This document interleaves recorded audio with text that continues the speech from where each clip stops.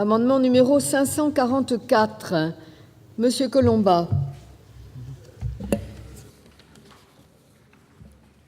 Madame la présidente, monsieur le ministre, chers collègues, j'aurais deux amendements aussi consensuels. Le premier vise à l'externalisation du fonds de péréquation territoriale. Actuellement, vous le savez, le fonds de péréquation est purement virtuel.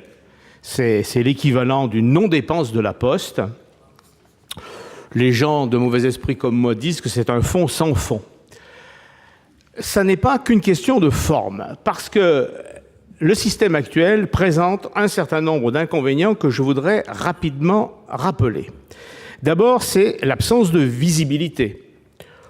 On ne permet pas d'afficher clairement les objectifs du dispositif de péréquation, qui est la présence postale sur l'ensemble du territoire, de financer le service public, quelles que soient les modalités pratiques de son exécution, et rend très difficile aussi son évaluation. Deuxième inconvénient, c'est un fonds à géométrie variable, alors que le surcoût service public est, lui, relativement fixe. Troisièmement, ce fonds est finalement à la charge, si on regarde bien, des collectivités territoriales, puisque c'est la compensation, c'est l'équivalent d'une exonération qui est d'argent, enfin d'impôt local, qui n'est pas versé donc aux collectivités. Et puis, autre inconvénient, c'est sa précarité soumise aux variations donc des lois fiscales.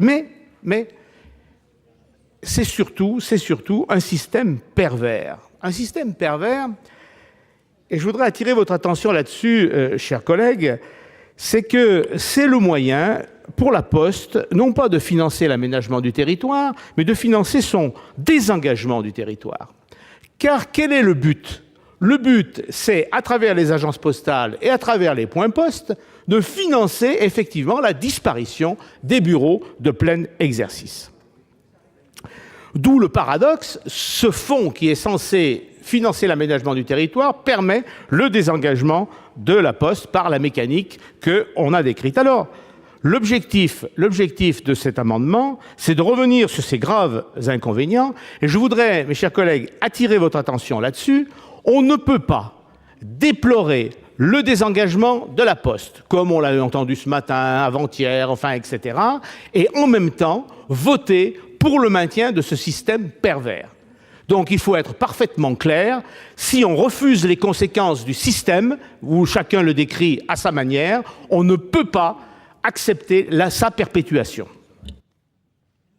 Le 545 rectifié, c'est vous, Monsieur Collombat.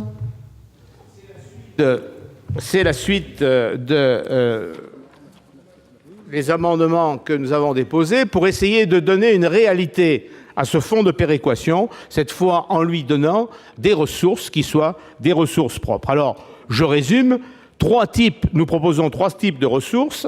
Une contribution de l'ensemble des prestataires des services postaux, y compris la Poste et les autres prestataires de services, puisque nous sommes en situation concurrentielle pour l'essentiel de l'activité. Chacun, donc, selon des modalités que nous définissons un petit peu plus loin, chacun profite en fait de ce réseau. Deuxièmement, une majoration de la taxe sur les courriers non adressés.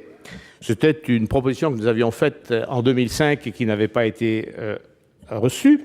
Et puis, une contribution des établissements bancaires et assimilée au prorata de leur chiffre d'affaires, puisque eux aussi donc, doivent contribuer à cette action d'aménagement du territoire essentielle de la Poste, qui est la banque postale. Alors, nous avons bien conscience du caractère révoltant de ces propositions. Vous vous rendez compte, demander une contribution des institutions financières, enfin dans ce pays, je sais que ça va révolter beaucoup de gens.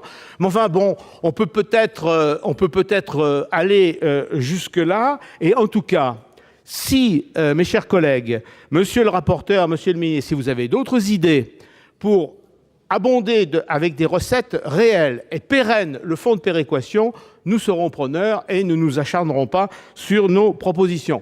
Il faut que les meilleures idées prospèrent, mais il faut surtout que ce fonds de péréquation, premièrement, existe réellement, ne soit pas qu'un ne soit pas qu'un non-fonds, ne soit pas qu'une non-dépense de la Poste, et il faut ensuite qu'il soit régulièrement abondé, conformément aux principes que nous avons admis ce matin.